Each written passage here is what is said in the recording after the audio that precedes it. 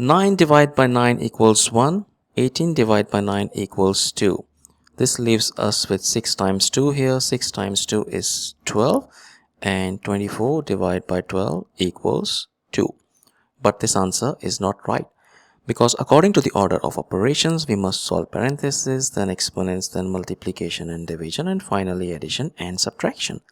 Remember, in any expression, if you have both multiplication and division present, we must work from left to right. And same applies to addition and subtraction. Now let's rewind and solve this problem the right way. If you notice, in this expression we have division and multiplication operators present, and in between we have a fraction 6/9 present too. According to the rules, multiplication and division have equal priority, but we must work from left to right.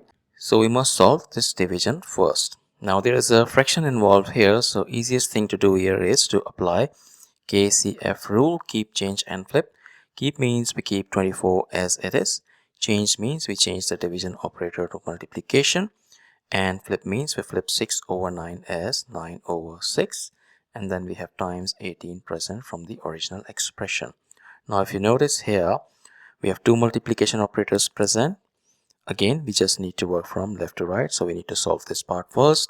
So 6 and 24 both are divisible by 6, so 6 divided by 6 gives us 1, and 24 divided by 6, that gives us 4.